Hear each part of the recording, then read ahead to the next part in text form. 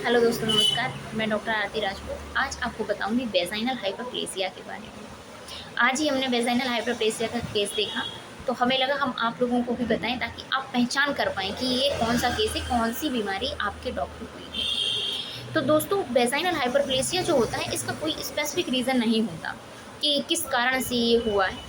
लेकिन जनरली हम ये मानते हैं कि ये जो है वो हीट के दौरान, जब आपकी जो फीमेल डॉग है हीट में होती है, उस दौरान जो है वेजाइनल हाइपरप्लेसिया के केसेस ज़्यादातर देखने को मिलते हैं। क्यों दोस्तों? क्योंकि इस दौरान ईस्ट्रोजन का लेवल हाई होता है। ईस्ट्रोजन का लेवल हाई होने से जो वेजाइना है उसकी जो सेल्स हैं उसमें हाइपरमिया होने लगता है। वेजाइनल हाइपरमिया देखने को मिलता है और एडिमा भी देखने को मिलता है। तो जो सेल का साइज़ है वो बढ़ जाता है, नंबर बढ़ने लगते हैं, क्योंकि हाइपरमिया हो रहा है, यहाँ पर ब्लड सप्लाई बढ़ जाती है। उस कारण जो है वेजाइनल हाइपरप्लेसिया होने लगता है। और एक कारण है दोस्तों कि जो वेजाइनल हाइपरप्लेसिया होता है वो फ्लोर ऑफ द वेजाइना, वहाँ से इसकी ओरिजिन होती है, फ्लोर से स्टार्ट होता है। धीरे धीरे फ्लोर से मास इंक्रीज होगा और उसका इवर्जन होगा, फिर प्रोड्यूजन हो जाए, फिर वो एक प्रोलेप्स का आकार ले लेता है। तो ये जो वेजाइनल हाइपरप्लेसिया है, इसमें डिस्यूरिया भी हो जाता है दोस्तों। क्या होता है कि जैसे ही फ्लोर वेजाइनल फ्लोर साइज में इंक्रीज होता है, तो उसके ऊपर क्या होता है, एक्सटर्नल यूरेथ्रल ऑरिफिस होता है, तो उसमें खिंचाव पैदा होता है, वो ऊपर की तरफ बढ़ता जाता है, वो ऊपर की तरफ जा रहा है। जैसे जैसे फ्लोर का साइज इंक्रीज हो रहा है, तो एक्सटर्नल यूरेथ्रल ऑरिफिस ऊपर की तरफ आ रहा है। तो जब वो यूरिनेशन करता है फीमेल डॉग, तो उसको बहुत ही ज़्यादा दिक्कत होती है। तो ये डिस्यूरिया भी देखने को मिलता है।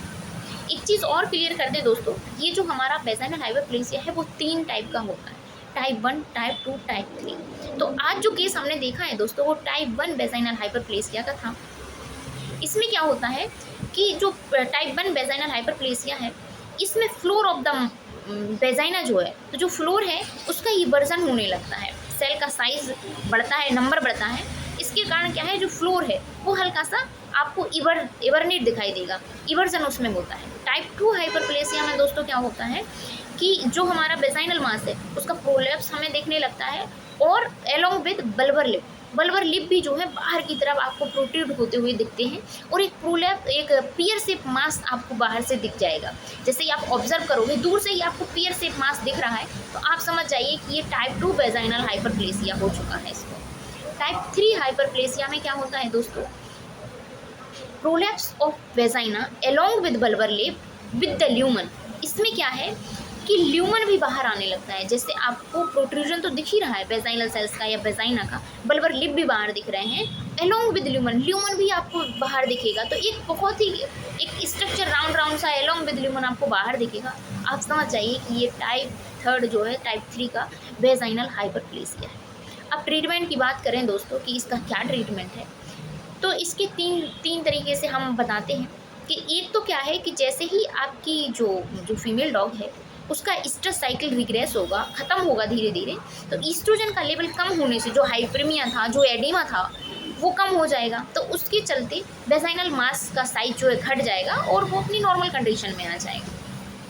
दूसरा क्या है कि आप क्या करो, वो 3R वाला कंसेप्ट जो हम लगाते हैं, वो 3R वाला कंसेप्ट लगा सकते हैं आप। वेजाइना के साइज़ को रिड्यूस करो, मास को रिड्यूस करके, और उसको रिपोजिट कर दो, and then purse string suture आपको लगाना है। लेकिन ये एक परमानेंट सॉल्यूशन नहीं है। पर्स स्टिंग सूचर हम जैसे ही हमने सूचर लगाए, तो हम जानते हैं कि हमारा जो डॉग है उसको बाइट करने की आदत होती है, तो धीरे धीरे वो क्या करेगा, बाइट करेगा और वो सूचर निकाल देगा।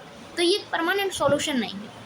तीसरा जो है वो है OH। अगर आप ओवेरियोहिस्टेक्टोमी करवाते हैं तो ये एक परमानेंट सॉल्यूशन बन जाता है वेजाइनल हाइपरप्लेसिया की रिकरेंस के जो चांस हैं वो कम हो जाते हैं, और दोबारा आपको ये शिकायत देखने को नहीं मिलेगी। तो बहुत बहुत धन्यवाद दोस्तों, बने रहिए आप हमारे साथ। हम आपको ऐसे ही जो केस हम देखेंगे वो केस आपके साथ शेयर करते हैं। बहुत बहुत धन्यवाद।